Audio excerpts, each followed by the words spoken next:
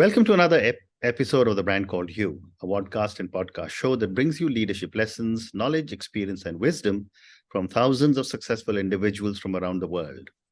I'm your host, Ashutosh Garg, and today I'm delighted to welcome a very senior and accomplished professional from California, USA, Mr. Jeremy Barr. Jeremy, welcome to the show. Thank you for having me. Jeremy is Rocket Mindset CEO and the Chief Operating Officer of VC Investor. He's a CEO, VC Leadership and Founder Mentor. And Jeremy is building the largest investor and founder network globally. So Jeremy, before we talk about leadership, tell me a little bit about your own journey and how are you planning to impact 3 billion people? Yeah, so my journey for impacting 3 billion people is let's go start, run, invest, and advise in a lot of companies, potentially over 100, right?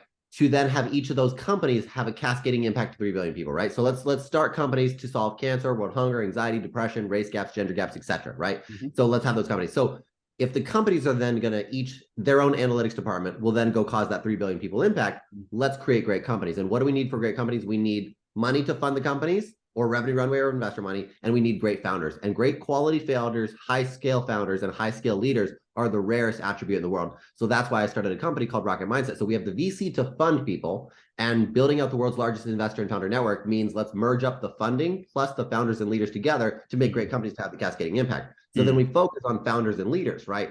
So that's where Rocket Mindset comes in founder and leadership up-leveling. And then there's a whole cascading from that. So it starts with everything I do is to impact 3 billion people. We have to make companies, then we have to make great founders and leaders, and then we have to go from there. How interesting.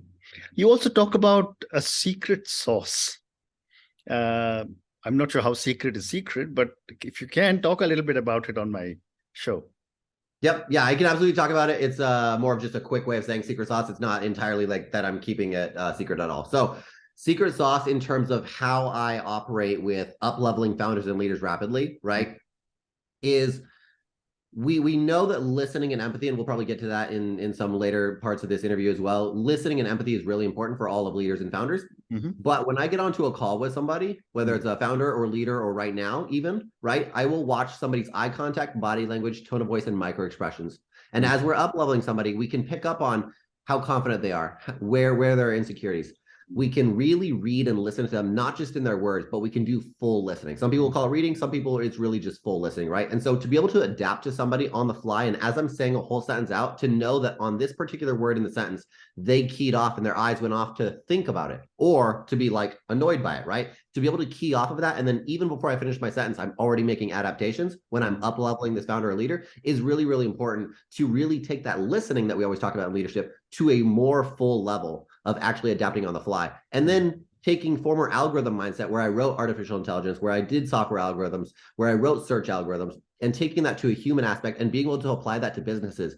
When people talk about sales funnels in businesses, I will look at it from every sales funnel. You can actually break out into a 4 billion dimensional cube in terms of how you can optimize creative and the landing page and everything in it. Amazing. So today in our conversation, Jeremy, let's talk about leadership and founder mentor, which takes some part of your time, I'm sure. My first question is, what inspired you to become a mentor for leaders and founders? And was there any particular experience or person that motivated you to move in this direction? Yeah, so a lot of people will ask, how did I get to where I am now? And I will say, I was not born this way, I was made this way. So I started off as a DF student getting poor grades in school. My mom was a teacher. She took me out of school for 7th grade to build up my competence loop, which I now use in the founder and leadership mentoring, the competence loop. So she gave me that in 7th grade. She put me back into public school. Then I was getting A's and B's and getting good grades from there. So that was a key point in my life. There was another key point in my life where I had been CTO for 5 years, managed teams of people, but I could only talk technology and business.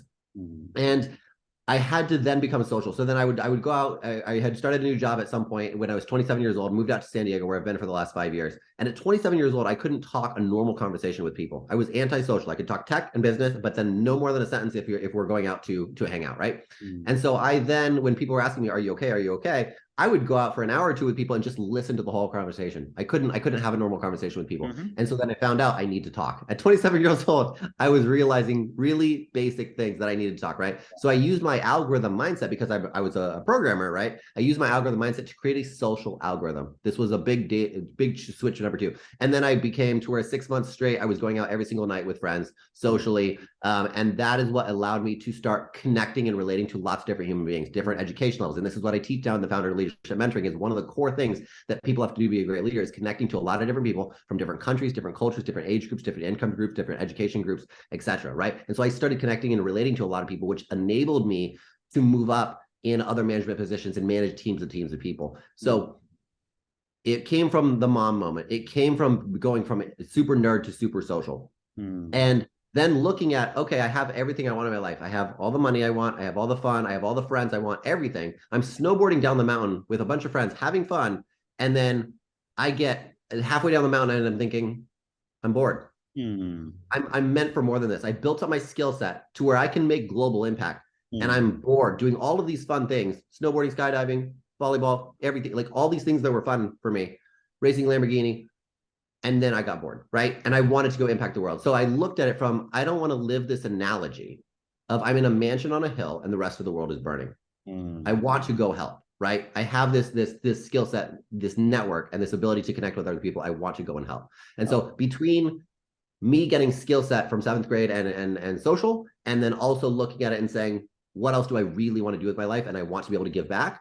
Those are what propelled me to go and say, let's go do founder and leadership mentoring. And particularly founder and leadership, I've been doing it for over a decade at lots of different companies, D2C, B2B, $1 million companies, $1 billion company, public and private. Amazing. Thank you. What a great response. So my next question to you, Jeremy, based on all the leadership and founder mentoring that you do, what are some of the common challenges that a lot of leaders and founders face, and how do you help them overcome them? A lot of founders and leaders, they will fall into imposter syndrome and they will have a lack of focus. These are two things that come up a lot. The imposter syndrome, I help with founders and leaders. I share with them, we're always going to be growing. We're always growing into some new domain. As soon as we get good at something, we get diluted of it, we get bored of it. And a lot of people don't realize this, but it happens over and over. As you start to go through new levels and new levels and new levels, you start to go, oh, that's easy. Now I want to go into the new level, and you want to go grow, right? And when you're in that growing process, then you're like uncomfortable again, right? So to realize that you're always going to be in that uncomfortable space, you're always going to be growing into something new, which means you're always going to be feeling a bit like an imposter. Means it's irrational to feel like an imposter, because what you want to be confident in is not the results of the new level you're trying to currently achieve, but of all of what you previously have, and in your process in your ability to fail and learn and get an A/B testing failure math science around, I'm going to try this variable in this product or in this advertisement or in this management style or in this company that I'm going to try. I'm going to do the A/B testing failure math, because after a certain number of A/B testing failures, you get to a win, right? So it's just math. And when we pay attention to that, we then can remove the imposter syndrome. Then we look at focus, right? If we look at time and energy and say, me as an investor giving money to a company, when I see that they're split across, I want to run 5 or 10 different products, right? Start one product, start one idea, have clear borders around that product so that your time and energy and my investor money or your own revenue runway money can go into one swim lane, right? As opposed to split across. Now, it sounds easy when we say that, but so many founders and leaders dealing with millions of dollars or even asking for millions of dollars are still trying to split it across a lot of different products, a lot of different ideas. And we need to get that clarity. And so imposter syndrome and focus are two of the biggest things for founders and leaders to focus on. And then there's a lot of listening that is just really, really important for people, and they don't pay attention enough to listening to nonverbals. Very interesting. And, what one has seen generally when it comes to founders and startups is that there is always a lot of frustration because, as they say, only 1 out of 10 makes it. What advice would you give to leaders on dealing with setbacks and failures? That failure is something we want to pursue more of. Failure is where we get a learning from. We don't, when we try to walk as a baby, we don't overanalyze the first step. We just take a step, and then we're going to figure out how to wobble through that step, right? Same thing for the basketball. You don't want to overanalyze. Do I do right? Do I shoot it and feel, okay, that was a little left. Let me shift my elbows a little, right? You want to take that first step. Most people fail at taking the first step. We want people to take the first step, take it again, and fail. So if you can fail 5 times today, great. I hope you can fail 10 times today, because when you fail 10 times, you learn 10 times, and the learnings you never ever lose. You might lose money in your life, you might lose relationships, you'll never lose your learnings, and the stack of learnings you get is a value you will never lose. Well said. My next question to you is about emotional intelligence, Jeremy. How important is emotional intelligence for leaders and founders, and how do you help them develop this very crucial skill?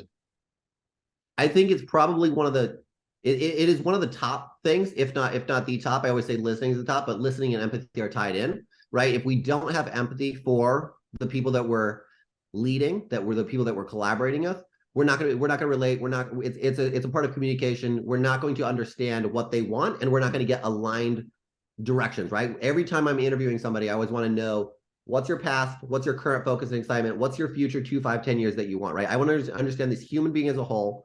And after interacting with lots of different humans, which every leader and founder should do, and I prescribe to get better at empathy, right? Go talk to different people, like we were saying earlier, from different income levels, education levels, countries, cultures, personalities. Be able to talk to and relate to a lot of different people. There's going to be people with different confidence levels, masculine to feminine ratio, lead to relax ratios, whatever you want to call them. People have different personalities, and when you relate to them, and when you have this empathy, you're able to connect to them more, and they're going to be willing to do more with you, as opposed to shutting down because they don't feel heard or feel seen. So empathy is really important, and we develop it by interacting with lots of different humans in a variety way. Fascinating. My next question to you is about managing innovation and managing risk. How do you help founders and leaders to strike a balance between innovation and risk? Yep.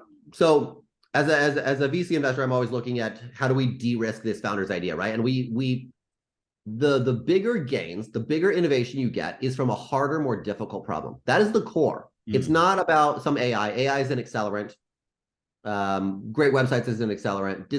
There's a lot of accelerants in the world, but the core of some sort of innovation, large innovation and large return or impact or profit, is going to come from very difficult problems.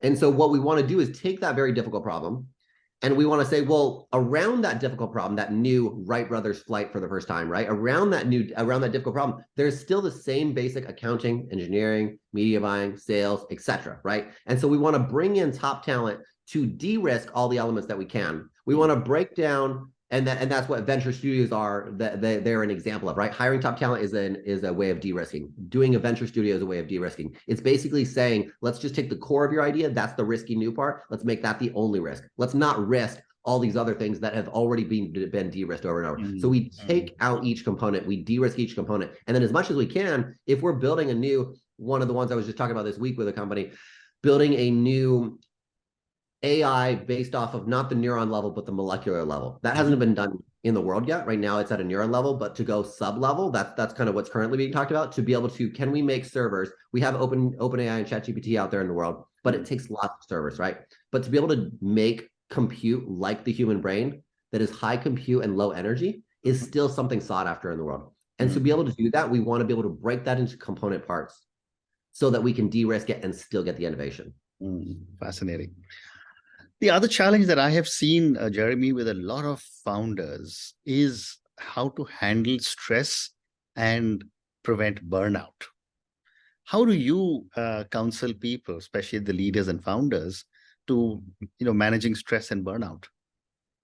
Yep. So I say stress and burnout isn't an amount of time and energy that you put into something. A lot of people think it is, whether it's 50 hours or 80 hours or a certain amount of time and energy. When you're doing something you really love, say even being on this call right now, me loving to do the founder and leadership advice to the world, right? And give back. When you're doing something you love, you're getting energy from it. I get energy from the things I do. That's why I'm able to be up at 8 or 9 o'clock with somebody on the other side of the world. That's why, or 10 o'clock. That's why I'm able to wake up at 3 a.m. with somebody on the other side of the world, right? And back to back, right? And I do that a lot, right? So when we look at stress and burnout, we want to look at our alignment. If we're misaligned in what we really, really want to do, then it's like brake pads, and that's what causes stress and burnout. But when we're really aligned and we want to be, then we don't get the burnout, right? I'm able to work 7 days a week, nearly 24/7. And I don't recommend it for everybody, but I happen to want to, I happen to like to, and I'm able to rest between when I want to. But you're able to work more amount of time and energy units when you're aligned. So alignment is what matters. And we want to look at alignment in terms of, am I working on the, say, company or project that I want to work on? But also, secondarily, am I in the mode? Do I like to work in Excel sheets, or do I like to work with people? So what is your mode of operation that you have alignment for? And what is your mission you have alignment for? And when you have alignment in those two areas, you're aligned on your mission and your mode of operation every day.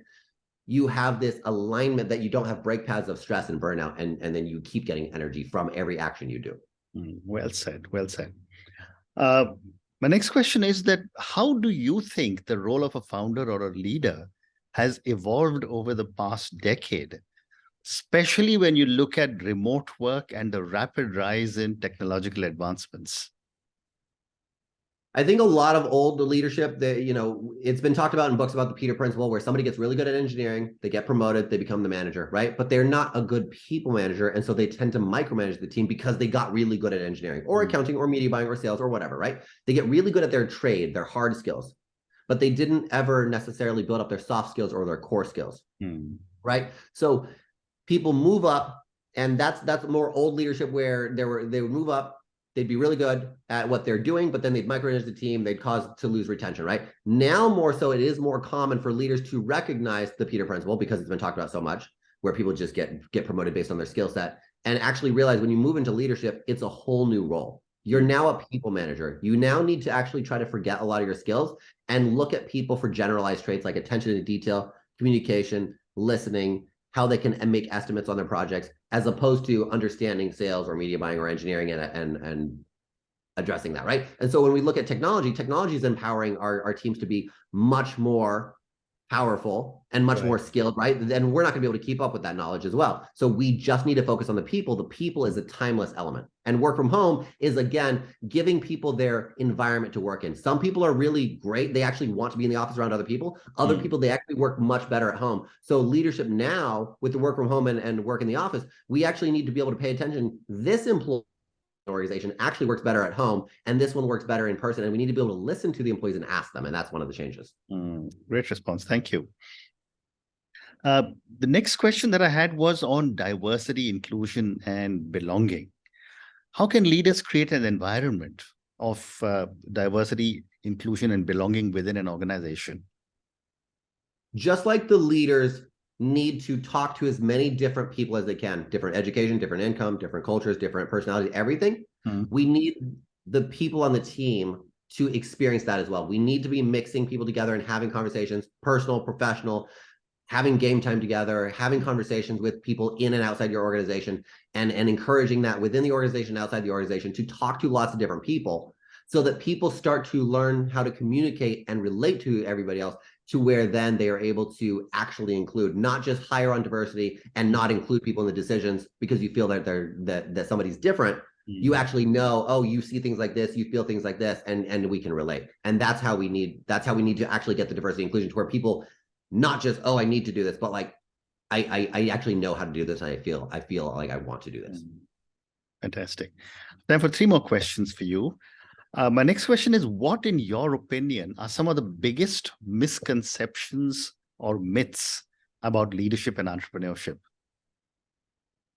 A lot of people think for leadership that it's pre to their first leadership position. They think that it's just a step up on the career ladder, and it's a way of getting more money. A lot of people, they're just like, I just need to get an extra whatever the amount is, right? And they move into leadership, right? They don't realize. And they a lot of times they will go after it for a certain amount of respect, right? A lot of people seek respect in the world by their peers and by other people. And so they go into leadership for money, for respect, and sometimes for a bit of freedom, because a lot of managers in the world are still micromanaging, unfortunately. So they try to get out of that. Most humans in life in general, through even the life coaching I've done and the leadership and founder and CEO coaching, a lot of people are looking for freedom. And a lot of people, so then answering to the entrepreneurship question, a lot of people switch into entrepreneurship for freedom. And so a lot of people think they're going to get the full freedom, but what they don't pay attention to all the time in becoming an entrepreneur or founder, is the amount of risk and the amount of pressure that it takes to actually go through lots of failure times. Now you're not under the protective nest of a manager. or of a company or of a big company, you're doing it on your own. You're responsible for not just your trade now, but how to operate a company, how to do customer acquisition, how to manage teams of people, right? So that's what people have to learn, is that you're going there for freedom, and you're going to get a lot of freedom, but with freedom comes a lot of that risk too. And when you learn to manage that risk, then you get full freedom. But initially, it's going to be a lot of risk, and it's going to be a lot of challenge, and it's going to be a lot of emotional tolerance and failure tolerance that you have to build up. Amazing. 2 more questions. My next one is about you. How do you stay updated on the latest trends and research in leadership and business? And how do you incorporate all these insights into your mentoring practice? Yep. So leadership is going to be less changing than business. Leadership has more timeless things like listening, communication, empathy. And when you really, really get good at that, it's going to be more timeless. Are there some things that change, like work from home? Yes. But if you're using the same principles of, I care about how this person's environment is, right? Environment is a word that is timeless. Now, just because work from home came up, if you were a really listening leader before, maybe you actually gave people work from home before the whole world gave people work from home from pandemic, right? So when we're really listening, we get leadership traits that are more timeless. Business, on the other hand, is changing with technology. And so to keep up on leadership in general, or business, and more so business, I have groups of people where I actually run weekly group calls with people where we're talking about the latest in AI, or we're talking about the latest in business, and we're speaking to an audience, right? So we are constantly educating other people, and I'm partnering with other people that are deep in the weeds, to where I'm able to, through partnering with this person, me and this person talk about it pre to a call like this, for example, and then we get into the call and we talk about it, right? So I'm getting updated at the same time as we're educating it out. And then I'm able to hear live from the audience what their thoughts are, to where I'm always minute by minute staying up to date without having to necessarily go into long paths of reading books and podcasts, because books and podcasts, they made a lot of, like, I learned a lot from that. But if we look at the amount of time it takes to read books, read podcasts, and learn from failure tolerance, 3 main learning sources, it's much faster when we can hire somebody on or partner with somebody who's done a lot of that. When you're doing scalable things, I have to answer in a more scalable way, right? When you're doing things more at scale, you have to be able to partner with teams that have read the books, the podcast, and done the failure tolerance, right? Because that's the only way you're going to do something at scale. And so the bigger scale you go, the more you have to pull yourself out and rely on other people and partner up with other people. Oh, wonderful. And my last question, Jeremy, and this is for the thousands of people who will listen to our conversation. Based on your amazing journey and understanding of leadership and mentoring, and of course, as a VC investor, what would you say are 3 lessons you would want our viewers and listeners to take back from all your learnings and from our conversation? 1, listen and add value to other people around you, and stop taking from every conversation. And pay attention to how you can give instead of take with your words, actions, eye contact, body language, and tone of voice. That's number 1. Number 2 is failures and difficulty is what makes life. And to understand that you want to embrace that difficulty and the process of solving that problem as the core of life, not as something to run away from, not as something to speed through, but to actually embrace that challenge. Correct. Of pursuing that person, of pursuing that company, of pursuing that R&D, as this is the core of life. Because as soon as I get it done, I'm going to pick the next thing and the next thing. So enjoy every moment and don't rush. Correct. That's number 2. Correct. Number 3 is you can create any world you want. Forget what your parents want, society wants, a significant other wants, friend wants. You create what you want. No timeline matters. No goal matters. You create the meaning and purpose of your life. So create anything and everything that you want. Wonderful. And what amazing lessons. And on that note, Jeremy, you have 3 amazing lessons: listen and add value, be a giver instead of a taker. Second, you said, was failures really make our lives, embrace it as much as possible. And third one is create, we can create any way that we want to be. You can create any world that we want to be in. So be a creator and not just a follower. Thank you so much for speaking to me about your incredible journey. Thank you for speaking to me about so many different aspects of leadership, so many different aspects of mentoring, and so many different aspects of listening, empathy, communication, startups, founders, and so on and so forth. Thank you again for speaking to me, and good luck to you. Thank you for having me. Thank you for listening to the Brand Called You videocast and podcast, a platform that brings you knowledge, experience, and wisdom of hundreds of successful individuals from around the world. Do visit our website www.tbcy.in to watch and listen to the stories of many more individuals. You can also follow us on YouTube, Facebook, Instagram, and Twitter. Just search for the Brand Called You.